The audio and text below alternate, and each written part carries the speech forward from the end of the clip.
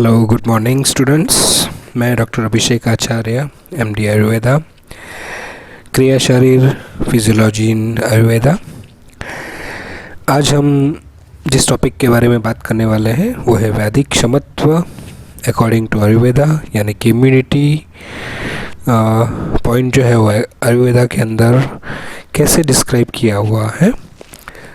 तो इसमें हमारे अगले लेक्चर में जो हमने ओज के बारे में की बात करी थी, उसके आधार पे ही ये पूरा वैदिक क्षमत्व पॉइंट जो है वो डिस्क्राइब करना है। यानी कि अगर जिसने भी ओज का लेक्चर मेरा नहीं सुना है तो बेटर कि पहले वो सुन ले, उसके बाद में अगर वैदिक क्षमत्व समझने की कोशिश करेंगे तो वो ज़्यादा ईज़िली समझ में आएगा। तो वैदिक क्षमत्व नाम से ही हमें डिस्क्रिप्शन मिल जाता है, व्याधि एंड क्षमत्व, यानी कि व्याधि की क्षमता। क्षमत्व समझना, ध्यान में रखना है। व्याधि यानी कि रोग, क्षमत्व यानी कि उसको रोकना। तो व्याधि को रोकना, उसको हमने थोड़ा सा इम्यूनिटी के साथ में कोरिलेट किया है। तो उसमें चरक Sutrasthana 28th chapter 7th shloka Chakrapani टीका। व्याधि क्षमत्वम नाम व्याधि बल विरोधित्वम व्याधि उत्पाद प्रतिबंधकत्वम इति। यानी कि दो तरीके से व्याधि क्षमत्व जो है वो काम करता है। फर्स्ट, व्याधि बल विरोधित्वम, यानी कि जो स्ट्रेंथ है हमारे रोग की, यानी डिसीज़ की जो स्ट्रेंथ होगी उसको विरोध करना, यानी कि उसके ऊपर ओवरकम करना, उसे ओवरवेल्म करना। एंड सेकेंड इज व्याधि उत्पाद प्रतिबंधकत्वम, यानी कि व्याधि न हो, व्याधि को रेजिस्ट करने वाला जो पॉजिटिव फैक्टर्स है उसे व्याधि उत्पाद प्रतिबंधकत्वम ऐसा कहा जाता है। तो resistance to formation of disease and resistance to positive factor of disease, ये दोनों तरीके से हमें ध्यान रखना है। व्याधि बल विरोधित्वम यानी capacity to prevents the spread of disease in the body and capacity of body of blocking the disease in its primary stage is called as a व्याधि क्षमत्व, यानी कि इम्यूनिटी। तो आप देख सकते हो कि अभी के रिसेंट जो इम्यूनिटी के टॉपिक्स हैं मॉडर्न के अंदर, उसका डेफिनेशन और हमारा ये जो वैदिक क्षमत्व का डेफिनेशन आज से कई सालों पहले चक्रपाणि टीकाकार ने जो एक्सप्लेन किया है वो ऑलमोस्ट सेम जैसे ही बैठता है। मगर इसमें ध्यान में रखें कि ओज को बल जो है वो कहा गया है, ओके, यानी कि व्याधि क्षमत्व बल। तो स्ट्रेंथ ऑफ व्याधि क्षमत्व वो डिपेंड करता है हमारे ओज के ऊपर। और मैंने वो भी समझाया था कि जो ओज है वो होम्योस्टेसिस के ऊपर भी काम करता है। तो यानी कि बॉडी को रीबैलेंस करना, बैलेंस में फिर से वापस लाना, वो भी ओज करता है। तो वो भी इम्यूनिटी के अंदर ही आएगा, तो ध्यान में रखें। उसके बाद में इम्पोर्टेंस ऑफ व्याधि क्षमत्व, तो उसमें हमारा द वेरी फेमस जो वर्ड्स है चरक सूत्रस्थान 38 चैप्टर 26 श्लोका, स्वस्थस्य स्वास्थ्य रक्षणम आतुरस्य विकार प्रशमनम च। तो सबसे पहले स्वस्थ है उसकी स्वास्थ्य की रक्षा करना। वो कैसे करेंगे? हमारी इम्यूनिटी को बढ़ाकर। अगर हमारी इम्यूनिटी अच्छी तरह से बढ़ेगी तो कोई भी डिसीज़ जो होगा वो आने में जल्दी से नहीं आएगा, या तो देरी से आएगा, या तो हम उसको प्रिवेंट कर सकते हैं। और सेकंड है आतुरस्य विकार प्रशमनम चाहिए। आतुर यानी कि हमारा दर्दी, यानी कि रोगी, तो उसके विकार का प्रशमन करना। वो भी अगर इम्यूनिटी अच्छी होगी हमारी तो उसका जो प्रशमन वाला जो ट्रीटमेंट प्रोसीजर है वो जल्दी से होगा। यानी कंपैरेटिवली अगर हम एग्जांपल दें कि किसको इन्फेक्शन जल्दी लगेगा, तो जिसकी इम्यूनिटी कम हो या तो वैदिक क्षमत्व कम हो, और किसको लंबे समय तक वो रोग चलेगा, जिसको अगेन वैदिक क्षमत्व यानी कि इम्यूनिटी कम हो, यानी कि ओज बराबर फॉर्मेशन न हुआ हो। ओके, अगर जिसके अंदर ओज फॉर्मेशन अच्छा हुआ होगा उसका इन्फेक्शन वगैरह लगना, या तो अगर इन्फेक्शन वगैरह लगा है तो उसकी ट्रीटमेंट भी जल्दी से हो जाना वो तय है। ओके, तो ये कोरिलेशन हमें बेसिक याद रहना चाहिए। उसके बाद में वैदिक क्षमत्व किसके ऊपर डिपेंड करता है, तो ऐसे 3-4 ऐसे पॉइंट्स है जो हमें याद रखने हैं। फर्स्ट है उत्तम धातु सारता, यानी कि सभी धातु का फॉर्मेशन जो है वो अगर अच्छी तरह से बना होगा तो हमारा वैदिक क्षमत्व अच्छा होगा। सारे स्रोतस हमारे जो है वो सारे स्रोतस अगर अच्छी तरह से काम कर रहे होंगे तो अगेन वैदिक क्षमत्व अच्छी तरह से रहेगा। And the ultimate thing is अग्नि, द थर्ड पॉइंट इज़ अग्नि। अगर हमारी अग्नि जो है वो अच्छी तरह से काम कर रही होगी तो हमारा वैदिक क्षमत्व अच्छा रहेगा। अगेन ओजस एंड कफ दोनों को इक्वल दिखाया था, हमने आगे भी देखा था। तो अगर कफ फॉर्मेशन यानी कि शरीर का जो इम्यूनिटी पावर है वो डायरेक्टली कफ के ऊपर भी निर्भर करता है। तो ojas and kapha are both the similar way पे वो सीधा डिपेंडेंट है हमारी इम्यूनिटी के ऊपर। ओके, तो इम्यूनिटी हमारी है वो डायरेक्टली डिपेंड रहेगी ओज एंड कफ की क्वालिटी के ऊपर। बैलेंस स्टेट ऑफ दोष धातु एंड मलाय, अगर ये तीनों चीज़ें बैलेंस्ड वे पे चल रही है, यानी कि अगेन हम देखें तो होम्योस्टेटिक वे पे चल रहा है। Kapha constitution is less prone to disease, यानी कि कफ प्रकृति के जो भी पुरुष होंगे उनको जनरली जो होगी इम्यूनिटी एंड वैदिक क्षमत्व वो अच्छी रहेगी। उसकी वजह से उनकी जो वैदिक क्षमत्व यानी कि डिसीज़ प्रिवेंट करने की जो एक्शन होगी वो कम होगी, यानी कि जल्दी से डिसीज़ उनके अंदर नहीं होंगे। Causative factors of vyadhi will not be able to attack healthy srotas, तो अगर हेल्दी स्रोतस रहेंगे तो पॉजिटिव फैक्टर जो भी होंगे व्याधि के वो जल्दी से उसके ऊपर अटैक नहीं कर पाएंगे। अगेन यही चीज़ें दिखाती है श्रुतिस्थान के अंदर भी स्वस्थ की जो डेफिनेशन है, समदोषः समाग्निश्च समधातु मलक्रियः प्रसन्न आत्मेंद्रिय मन स्वस्थ भी दिए थे। तो हमने जो फिजियोलॉजिकली तो बातें की, उत्तम धातु सारता, स्रोतस, अग्नि, कफदोष, मगर प्रसन्न आत्मा एंड इंद्रिय एंड मन also are relate with the immunity and वैदिक क्षमत्व। अगर हम ज़्यादा से ज़्यादा अपने मन को प्रसन्न रख पाए तो हमारी इम्यूनिटी अच्छी तरह से बन पाएगी। और अगर हम चाहे कितनी भी फिजियोलॉजिकली हमारी टेक केयर करें बॉडी शरीर की, अगर हमने मन को ध्यान में नहीं रखा या कि मन को अलग अलग इमोशंस या उसके ऊपर ओवरकम होने के लिए हमने ट्राई नहीं की, जैसे कि राग, द्वेष, भय, लोभ, क्रोध, मोह, ऐसे जो षड रिपु है, अगर हमने उसको ध्यान में नहीं रखा तो भी हमारे ओज क्षय हो सकता है और उसकी वजह से हमारी वैदिक क्षमत्व कम होगी और धीरे धीरे इम्यूनिटी हमारी कम होती जाएगी। और इसीलिए हमारी जो साइकोसोमेटिक डिसीज़ बोले गए हैं उसको प्रिवेंट करना भी हमारे वैदिक क्षमत्व के अंदर आएगा।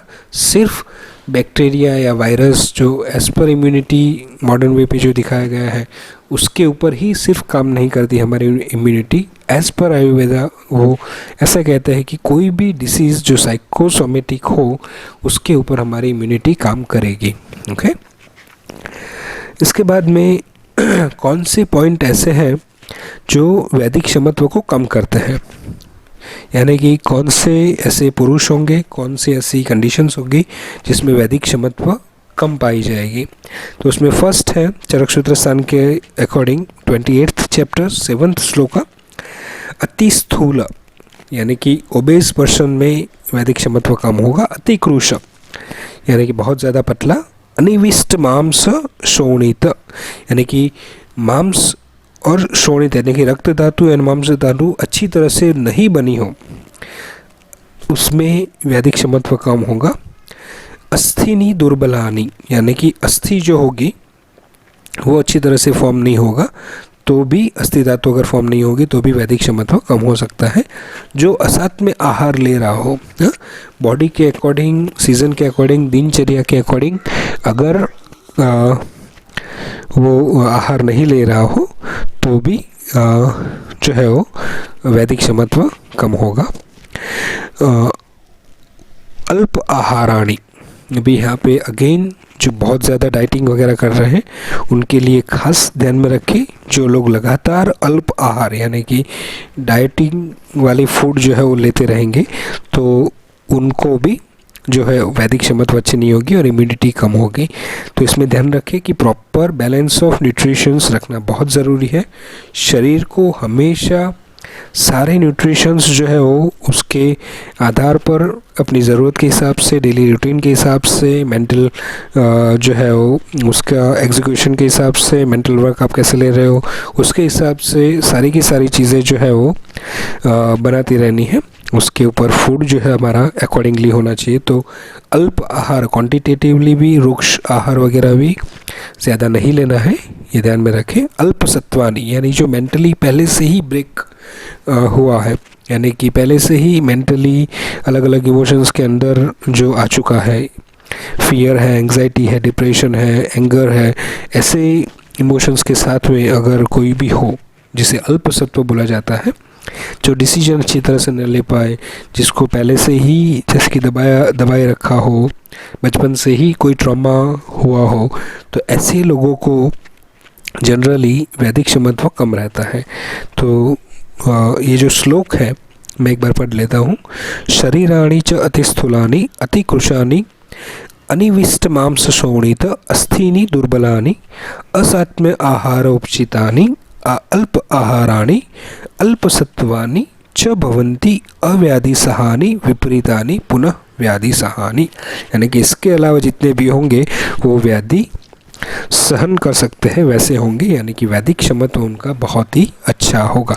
तो ये ध्यान में रखें जब भी आप क्लिनिकल प्रैक्टिस कर रहे हो, जिसमें अगर आपको ऐसे पेशेंट्स आते हैं आपके पास में जोड़ों के दर्द वाले, स्पेशली जिसमें अस्थि दुर्बल हो, संधि दुर्बल हो, बहुत ज़्यादा मोटे, बहुत ज़्यादा पतले, जिसमें मांस और रक्त की कोई बीमारी हो, तो ऐसे जो रोगी होंगे उनके अंदर वैदिक क्षमत्व बहुत ही कम होगा, ये ध्यान में रखो। और स्पेशली अल्पसत्व को कभी भी भूलना नहीं है, क्योंकि अल्पसत्व वाले पेशेंट्स अभी के सिनेरियो में, अभी के जो कंडीशंस चल रही है हमारी, उसके अंदर आपको बहुत ज़्यादा मिल जाएंगे। बहुत ज़्यादा लोग ऐसे होंगे जिनका सत्व यानी कि मन का कंट्रोल होगा वो बहुत ही कम होगा, खाने पे हो या अपनी डेली रूटीन पे हो, जल्दी सुबह उठना हो, रात को जल्दी सोना हो, खाने की क्वांटिटी पे हो या पैसों को लेकर हो, जिसको बहुत ज़्यादा एम्बिशियस हो, वो भी अल्पसत्व बोला जाता है। हाँ, ध्यान में रखें, बहुत ज़्यादा ओवर एम्बिशियस पीपल आर अल्पसत्व। तो ऐसे लोगों को हमेशा काउंसिल करने की ज़रूरत होती है और उस हिसाब से उनकी ट्रीटमेंट करनी चाहिए, और तभी जाके जो है वो वैदिक क्षमता उनका बढ़ सकता है।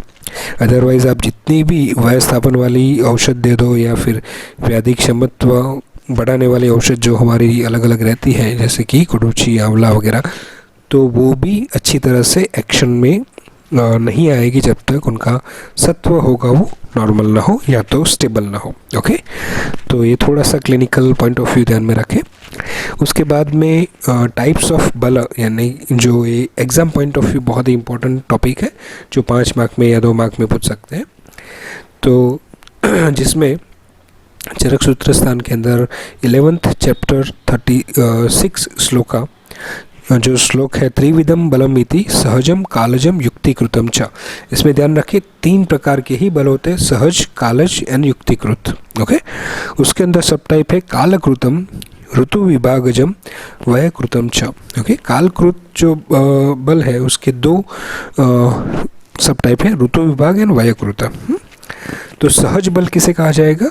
तो जो नेचुरली जब आपका बॉडी फॉर्म होता है, जब आपके गर्भ अवस्था के अंदर बॉडी फॉर्मेशन होता है, पूरी धातु फॉर्मेशन होती है, फर्स्ट टाइम धातु फॉर्म होती है गर्भ रस से और मातृ आहार रस से, तो उसके थ्रू जो बॉडी एंड माइंड जो बनता है उसको बोला जाता है नेचुरल स्ट्रेंथ और सहज बल, जो बाय बर्थ आपको मिलता है, बाय बर्थ। जस्ट लाइक कि अगर आपने देखा हो तो बच्चों में भी आपको डिफ्रेंशिएट आप कर सकते हो कि छोटे बच्चों में कई बच्चे ऐसे होते हैं जो कई सारा आहार विहार का फॉलोअप नहीं करते, माता या पेरेंट्स जो होते हैं उनको अच्छी तरह से फॉलोअप नहीं करवाते, फिर भी उनके बच्चे कम बीमार होते हैं। और कई बार ऐसा होता है कि कई लोगों को हम और प्रोटेक्शन देते हैं मगर फिर भी उनके बच्चे लगातार बीमार पड़ते हैं।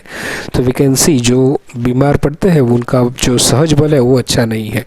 ओके, और जो बीमार नहीं पड़ते उनका सहज बल जो होगा वो बहुत ही अच्छी तरह से ऑलरेडी फॉर्म हुआ है, और यही सहज बल लाइफ लॉन्ग जो है वो बना रहता है। ओके, हाँ, ये बात अलग बात है कि इसमें जो होता है वो कई बार फॉल्टी पथ्यापथ्य जो हमारा है, जो वो लगातार कई सालों तक अगर चलता रहे, मद्य का सेवन लगातार चलता रहे हैं और सेक्स इंटेलिजेंस बहुत सालों तक उसकी जो नियम और रेजिमेंट है वो अगर फॉलो ना हो, ऋतुचर्या दिनचर्या अगर लंबे समय तक फॉलो नहीं किया जाए तो सहज बल भी धीरे धीरे कम होता है। तो ये कभी भी मान के न चले कि आपको 30, 40 या 50 तक आपको कोई भी डिसीज़ नहीं हुआ है तो आगे जाके नहीं हो सकता, क्योंकि कई लोगों को ऐसी गलतफहमी होती है कि अभी तक तो हमने इतना सारा कुछ खाने पीने में ध्यान नहीं रखा, फिर भी हमें कोई भी डिसीज़ नहीं हुआ है तो आगे जाके मुझे कुछ भी नहीं होगा। तो ये मन में क्लियर रखें कि सहज बल जो होगा वो तभी तक ही काम करेगा जब तक आपका नेचुरल धातु पोषण एंड ओज फॉर्मेशन अच्छी तरह से बनता रहेगा। ओके, क्योंकि वो भी आगे जाके वो बिगड़ सकता है, सहज बल भी कम हो सकता है। तो ये बात हमेशा ध्यान में रखें। ओके, उसके बाद में सेकंड जो है वो कालज बल, यानी कि अकॉर्डिंग टू काल यानी कि टाइम, अकॉर्डिंग टू टाइम जो हमारा रहता है कालज बल वो चेंज होता रहता है। जस्ट फॉर एग्जांपल उसमें जो 2 सब टाइप है, फर्स्ट है ऋतुज का ऋतु विभागज एंड वयकृतज। तो ऋतु विभाग के अंदर जैसे कि विंटर जो सीज़न रहती है हमारी, जैसे ठंडियों की सीज़न जो रहती है उसमें हमारी इम्यूनिटी नेचुरली अच्छी होती है, या मैं ऐसा कहता है कि वो इम्यूनिटी डेवलपमेंट की सीज़न है, तो जिसमें बीमारी बहुत कम होती है। और जैसे ही वर्षा या बहुत ज़्यादा गर्मी शुरू होती है तो उसमें हमारा जो नेचुरल बल होता है वो कालज बल जो है वो धीरे धीरे कम हो जाता है, और उसकी वजह से कई लोग खास करके रेनी सीज़न के अंदर बीमार होना शुरू हो जाता है।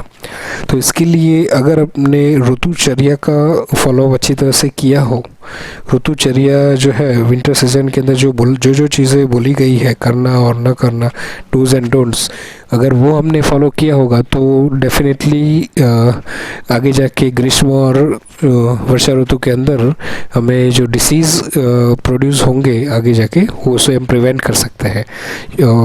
तो एक बेसिक आइडिया जो है, हाँ, स्वस्थ से स्वास्थ्य रक्षणम, वो यहाँ से शुरू होता है कि ये अगर हमने फॉलो किया होगा दिनचर्या ऋतुचर्या का तो डेफिनेटली आगे होने वाले डिसीज़ जो है हम प्रिवेंट कर सकते हैं बाय वैदिक क्षमत्व इंक्रीज़ करके।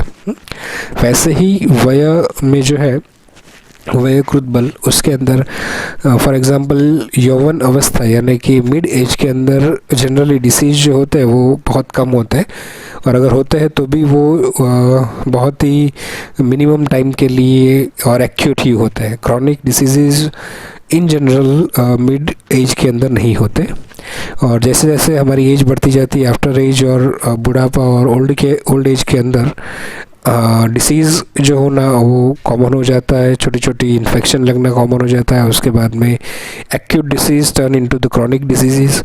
तो जो 5-6 दिन या 10-15 दिन के लिए जो डिसीज़ होते थे पहले, वो अभी सालों या महीनों तक चलने वाले डिसीज़ बन जाते हैं। तो ये डिवाइडेशन बल का जो है वो हमें ध्यान में रखना है कि अगर हमने शुरुआत में ही जैसे लाइक कि वयकृत बल के अंदर अगर यौवन अवस्था के अंदर ही हमने थोड़ा सा ध्यान रखा अपने बल का, और वैदिक क्षमता तो उसी एज में हमने थोड़ी सी बढ़ा ली, तो ओल्ड एज के अंदर जो वायु की एज है उसके अंदर हम उसे प्रिवेंट कर सकते हैं, और लाइफ लॉन्ग जो है हमारी विदाउट एनी डिसीज़ हम निकाल सकते हैं। और इसीलिए आगे अगर आपने जो लास्ट लेक्चर में देखा हो, ओज में व्यवस्थापन उसका मेन कर्म है। व्यवस्थापन यानी कि हमारी यौवन अवस्था की जो शक्ति है वो हमें लेट एज यानी कि ओल्ड एज में भी वो एज इट इज़ बनी रहेगी। कॉम्प्लेक्शन, आउटर जो एक्सपीरियंस, आउटर बिहेवियर और आउटर प्रेजेंस है वो तो एज इट इज़ रहेगा ही, मगर उसके अलावा इंटरनल जो फिजियोलॉजिकल एक्शंस भी है यौवनावस्था में जो चलती थी वो भी ओल्ड एज के अंदर एज इट इज़ चलेगी। यानी कि ओल्ड एज के अंदर भी हमें डिसीज़ जो होंगे वो हम प्रिवेंट कर सकते हैं अगर ओज का हम रक्षण करें और ओज को अच्छी तरह से बनाए रखें। ओके, और थर्ड वन जो है वो युक्तिकृत बल। युक्ति यानी कि प्लानिंग करके या फिर कुछ मॉडिफिकेशन करके अगर हम उसे बनाए तो तो जैसे कि अगर आप प्रकृति के वाइज देखें तो वात एंड पित्त प्रकृति जो है उसके अंदर वैदिक क्षमत्व बहुत कम होता है, मगर कफ प्रकृति के अंदर वैदिक क्षमत्व नेचुरली होता है। तो इट डजेंट मीन कि वात एंड पित्त प्रकृति वाले हमेशा बीमार रहेंगे और कफ प्रकृति वाले हमेशा हेल्दी रहेंगे। ओके, अगर वात और पित्त प्रकृति वाले भी युक्ति करके यानी कि मॉडिफिकेशन करके दिनचर्या ऋतुचर्या एंड अकॉर्डिंग टू देयर प्रकृति थोड़ा सा फूड एंड थोड़ी सी औषध, ये दोनों का मिक्सचर करके अगर वो फॉलो करेंगे तो उनका जो वैदिक क्षमत्व बल जो है युक्तिकृत बल वो बैलेंस्ड रहेगा और वो भी उनको वैदिक के सामने लड़ने के लिए वो तैयार हो जाएंगे, यानी वैदिक क्षमता जो है उनकी वो बढ़ जाएगी। तो ये भी हमें ध्यान में रखना है कि इट नॉट नेसेसरी कि अगर सहज बल आपका अच्छा नहीं है तो आप जो है वो युक्तिकृत बल से अपना बल जो है वो बढ़ा सकते हो और उसे नेचुरल वे पे प्रिवेंट कर सकते हो। इसमें युक्तिकृत बल इट डजेंट मैटर कि हमें कोई भी मेडिकेशन लेकर हमारे शरीर को बढ़ाना है, जैसे लाइक कि स्टेरॉइड लेकर या फिर प्रोटीन पाउडर लेकर हमारे शरीर को मैनेज करना है, नहीं, ये बात वैसी नहीं हो रही है। नेचुरली जो हमारी कंपोनेंट्स है, फूड हो या औषध हो, नेचुरली जो मिलती है विदाउट एनी मॉडिफिकेशंस। हमारा बहुत ही अच्छा एग्जांपल है वो है च्यवनप्राश का प्रिपरेशन, ओके, जिसमें हमारी जितनी भी औषधियाँ हैं उसको मिलाकर एक रसोई में जो हम पाक क्रिया करते हैं वैसे ही पाक क्रिया हम जो है च्यवनप्राश बनाते समय करते हैं। तो वैसे पाक होने के बाद जो एक फूड कंपोनेंट बनता है या तो ये जो च्यवनप्राश बनता है उसका कंजप्शंस लगातार करने से हमारे शरीर के अंदर वैदिक क्षमत्व जो है वो बढ़ जाता है। अभी ये युक्तिकृत बल की जो बात चल रही है उसमें थोड़ा सा हम और च्यवनप्राश की ही बात चल रही है तो एक थोड़ा सा पॉइंट ऐड ऑन करना चाहूँगा, क्योंकि कई लोगों को ये पता नहीं होता है, कई जो स्टूडेंट हैं उनको तो पता नहीं होता है, मगर इन जनरल भी ये बात ध्यान में रखना because of advertisement and all. Winter में हम डेफिनेटली च्यवनप्राश वगैरह खाते हैं और ये अच्छी बात है, वो खाना ही चाहिए, मगर आयुर्वेद के अंदर चरक ऋषि ने ऐसा कहा है कि उसका सेवन 1 साल तक होना चाहिए। कम से कम 1 साल तक अगर हम च्यवनप्राश का सेवन करेंगे तो हमारी वैदिक क्षमत्व बढ़ेगी। सिर्फ 1-2 महीने के लिए अगर हम च्यवनप्राश खाएंगे तो उसकी इफ़ेक्ट सिर्फ धातु पुष्टि की तक ही सीमित रहती है। धातु पुष्टि उसकी वजह से होती है जो हर एक महीने में धातु पुष्टि होती है, उसमें नॉर्मली जो होना चाहिए रस से लेकर शुक्र धातु तक वो च्यवनप्राश से अच्छी बनती है, मगर वो टेम्पररी होता है। तो इससे डायरेक्टली कोई वैदिक क्षमत्व के ऊपर इफ़ेक्ट नहीं होती। तो जो कोई भी ये सुन रहा है तो उनको ये क्लियर होना चाहिए कि च्यवनप्राश जो है वो कम से कम 1 साल तक खाए, तो 1 साल खाने के बाद जो है वो उसकी वैदिक क्षमता बढ़ना शुरू होगी और वो लगातार खा सकता है।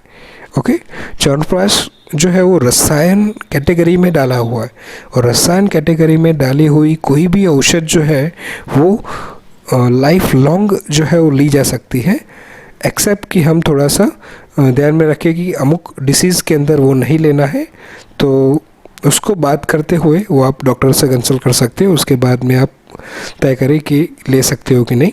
मगर इन जनरल अगर आपको कोई स्पेसिफिक डिसीज़ नहीं हो तो आप ये च्यवनप्राश जो है वो लाइफ लॉन्ग ले सकते हो।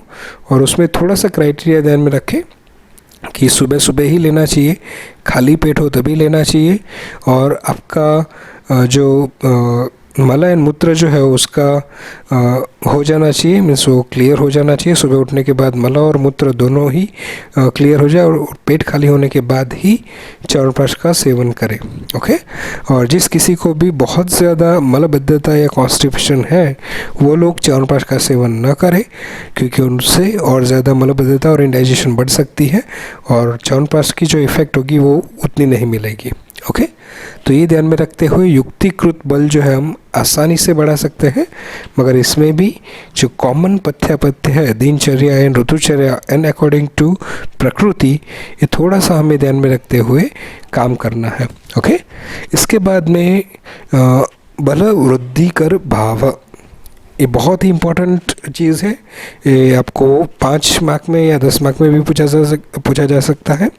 Factors essential for good and physical stamina.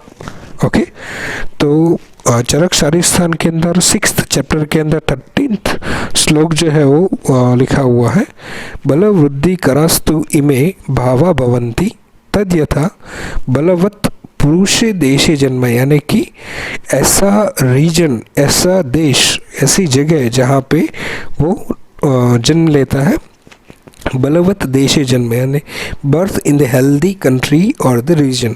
Example, in India people born in Punjab are almost healthy. Okay, तो ऐसी जगह पे आप जन्म लेते हो जहाँ पे सहज बल के हिसाब से आपका जो बल है वो अच्छा रहता है।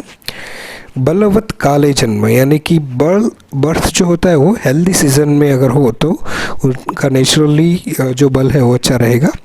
एग्जाम्पल कि people born in winter season visarga kala have good physical stamina. सुखश्च काल योग, in all seasons physical stamina is maintained by the yuktikrit bala. Okay, युक्तिकृत बल के हिसाब से सारे सीज़न के अंदर उनको स्टेमिना जो है वो स्टेबलाइज रहेगा। बीज क्षेत्र गुण संपच्च, अभी ये ध्यान में रखें, बीज एंड क्षेत्र, बीज एंड स्पर्म एंड ओवम, क्षेत्र यानी यूट्रस, ये दोनों अगर हेल्दी रहेंगे तो आने वाला बच्चा जो होगा वो उसका बल जो होगा, वैदिक क्षमता बल, वो बहुत ही अच्छा होगा। और इसी पॉइंट के आधार पर आपने देखो तो इम्यूनिटी का कितना सारा इम्पोर्टेंस आयुर्वेद के अंदर दिया हुआ है। और इसीलिए बीज और क्षेत्र को डेवलप करने के लिए ही एक पूरा अलग से फॉर्मेशन किया है, पूरा अलग साइंस उन्होंने क्रिएट किया है, वो है गर्भ संस्कार। तो गर्भ को संस्कार यानी कि सिर्फ मेंटल पावर जो है वो ज़्यादा करने के लिए, मेंटल एक्शन अच्छी करने के लिए नहीं, मगर फिजियोलॉजिकल एक्शन भी उनका स्टेबल करने के लिए और ओज का फॉर्मेशन भी स्टेबल करने के लिए गर्भ संस्कार का निर्माण किया है। और इसमें बीज का शुद्धि करना है सबसे पहले बाय पंचकर्मा एंड पथ्यापथ्य पालन फॉर एटलीस्ट 1 ईयर ब्रह्मचर्य का फॉलो करना है। और उसके बाद में क्षेत्र का भी, और जैसे ही हम पंचकर्म कर लेते हैं तो बीज एंड क्षेत्र दोनों शुद्ध हो जाता है। और उसके बाद में सर्टेन जो है वो विधि करने के बाद में हम उसको कंप्लीट कर सकते हैं और आने वाला बच्चा जो होगा हमारा वो कंप्लीटली हेल्दी रहेगा। तो ये ध्यान में रखें कि बीज क्षेत्र गुण संपन्न करना, आने वाले बच्चे का बल बढ़ाना, ये बहुत ही इम्पोर्टेंट है। और अभी के सिनेरियो में तो इट्स नेसेसिटी हो गई है, क्योंकि अभी के बच्चे अगर आप देखो तो बहुत ही ज़्यादा इम्यून लेस होते हैं। अगर आप देखो तो कोई भी ऐसी पीडियाट्रिक हॉस्पिटल नहीं होगी जहाँ पे आपको खाली मिले और बच्चा ना हो। तो एज एन आयुर्वेदियन डॉक्टर आपको ये बेसिक जो स्वास्थ्य रक्षण के लिए जो ये टॉपिक है वो आपको प्रैक्टिस करना चाहिए। उसके अंदर आपको बहुत ही ज़्यादा नेम और फेम मिल सकता है। तो मेरी एडवाइस रहेगी कि जो भी लोग ये सुन रहे हैं तो एटलीस्ट उसके ऊपर थोड़ा सा रिसर्च करें, थोड़ा सा पढ़ें। कई सारी बुक्स अवेलेबल हैं, तो इसके ऊपर थोड़ा सा ध्यान रखना चाहिए। ओके, उसके बाद में है आहार संपत्ति, यानी कि फूड अगर हम क्वालिटी वाइज अच्छा लेंगे तो जो है वो अच्छी तरह से बनेगा। और प्रकृति के हिसाब से फूड लेना चाहिए। वात वालों को स्नेह वाला पार्ट जो है वो अच्छी तरह से लेना चाहिए। पित्त वालों को शीत गुण युक्त भाग जो है वो अच्छा लेना चाहिए। और जो कफ वालों को है रुक्ष एंड उष्ण गुण जो है वो अच्छी तरह से लेना चाहिए। ऐसा आहार का एक पूरा मेनू तैयार करना चाहिए अकॉर्डिंग टू प्रकृति, एंड उसी हिसाब से उनका जो आहार है वो लेना चाहिए, तब जाके उनका बल, धातु फॉर्मेशन, ओज, ये सारी चीज़ें अच्छी बनेगी। देन सत्व संपत्ति, इसमें ही अगेन रिपीट होगा कि काउंसलिंग ये बहुत ही इम्पोर्टेंट है। स्पिरिचुअलिटी रिलेटेड बुक्स पढ़ना ये बहुत ही ज़रूरी है। मगर एक बात मैं कंट्रोवर्शियली थोड़ा सा कहना चाहूँगा कि सत्व संपन्न करने के लिए, यानी कि सत्व गुण को बढ़ाने के लिए प्लीज़ कभी भी मोटिवेशनल बुक्स पढ़ने की कोशिश न करें, क्योंकि मोटिवेशन जो है अगर हमने समझे बिना ही उसको एक्सेप्ट करने की कोशिश करी तो सर्टेन टाइम के बाद वो डिप्रेसिव स्टेज में अपने सत्व को, अपने मन को ले आती है। तो थोड़ा सा ध्यान रखिए, बहुत ही कंट्रोवर्शियल स्टेटमेंट है मगर ये मैंने प्रैक्टिकली देखा हुआ है, क्योंकि एज एन आयुर्वेदिक डॉक्टर उसके साथ में मैं हिप्नोथेरापिस्ट भी हूँ, काउंसलर भी हूँ। तो उसके हिसाब से मैंने प्रैक्टिकली ये देखा हुआ है कि जो लोग ज़्यादा मोटिवेशनल बुक्स वगैरह पढ़ते हैं वो लोग ज़्यादा डिप्रेसिव होते जाते हैं। ओके, क्योंकि उनका इमेजिनेशन, हाइपोथेटिकल थॉट्स, ये सारी चीज़ें उनकी बढ़ जाती है। तो बेटर कि मोटिवेशंस के अलावा स्पिरिचुअलिटी रिलेटेड या तो स्पेशली उपनिषद, गीता, ऐसी चीज़ें जो है वो पढ़ने से उनका माइंड जो होता है क्लियर होता है, because they are the best psychological books. Okay, उसके बाद में फिर आप साइंटिफिक साइकोलॉजी जो है उसको डेफिनेटली पढ़ सकते हैं, जो कॉन्शियस, सबकॉन्शियस माइंड वगैरह आपको डिस्क्राइब करेगी। मगर बेटर कि पहले बेसिक्स जाने, उसके बाद में ही आप आगे साइकोलॉजी की पढ़ने की कोशिश करें और काउंसिल करने की कोशिश करें। मगर मेरा इतना हमेशा एक एडवाइस रहती है कि हर एक आयुर्वेदिक डॉक्टर को काउंसिलर भी होना चाहिए, क्योंकि हाँ, जहाँ पे भी अगर आप देखने जाओ तो आयुर्वेद में बेसिक रोग उत्पन्न होने के लिए प्रज्ञापराध को सबसे पहले माना है, यानी कि faulty action of your intellect. तो अगर आपको पता ही नहीं होगा कि उसकी फॉल्टी एक्शन प्रज्ञा में कहाँ पे है, तो आपको पता भी नहीं चलेगा कि ये रोग कहाँ से उत्पन्न हुआ है। तो बेसिक निदान करना है, it's the most important thing, जिसमें सत्व का उतना ही पार्ट है। उसके बाद में आगे देखेंगे कि स्वभाव संसिद्धि, जस्ट लाइक कि सहज बल, some people are born with the good physical stamina, same as it is सहज बल। यौवन तो अगेन यंग एज के अंदर और मिड एज के अंदर जो है वो बल अच्छी तरह से होता है। कर्म, जो रेगुलरली फिजिकल एक्सरसाइज करते हैं और फिजिकल योगा वगैरह करते हैं, उनका अगेन बल और वैदिक क्षमता अच्छा होता है। समहर्ष, जो हमेशा खुश रहते हैं, उनका जो होता है वो खुश रहने वाले पर्सन्स के अंदर भी अगेन सत्व अच्छा बना रहता है और अगेन उसकी वजह से ओज क्षय नहीं होता, ओज का फॉर्मेशन अच्छी तरह से होता रहता है। तो द थिंग इज, सहर्ष वाले, energetic and happy state of mind वाले, पॉजिटिव एटीट्यूड वाले जो भी पर्सन्स होंगे, उनके अंदर फिजिकल स्ट्रेंथ जो होंगे, इम्यूनिटी वे पे वैदिक क्षमता वो अच्छी तरह से बना रहेगा। तो इतना अभी हमें देखना है, बेसिक्स जो है वो पता होना चाहिए इम्यूनिटी के बारे में। वैदिक क्षमत्व अकॉर्डिंग टू आयुर्वेदा, हमारा ये टॉपिक यहाँ पे ख़त्म होता है। तो जितना भी मैंने समझाया रिपीट करके फिर से सुन के उनको क्लियर करने की कोशिश करें। बहुत ही अच्छा टॉपिक है फॉर प्रैक्टिस, आयुर्वेदिक प्रैक्टिस करना चाहो तो ये it's a most important topic to understand. And this is the last thing. Thank you so much. Please मेरे चैनल को सब्सक्राइब करें, आगे इस लेक्चर को आपके स्टूडेंट्स, कलीग्स के अंदर भेजें, उनको भी सुनने के लिए प्रमोट करें, क्योंकि आयुर्वेदा को एज इट इज़ समझना ए मोस्ट इम्पॉर्टेंट थिंग है। आपको बुक्स के अंदर ट्रांसलेशन बहुत अलग तरीके से मिलेगी, उसको समझना थोड़ा सा डिफ़िकल्ट रहता है, तो प्रैक्टिकल वे पे उसको समझना इज़ मोस्ट इम्पॉर्टेंट थिंग। तो thank you so much to hear, सुनने के लिए बहुत शुक्रिया, और सब्सक्राइब, लाइक और जितना हो सके उतना शेयर करने की कोशिश करें। Thank you so much.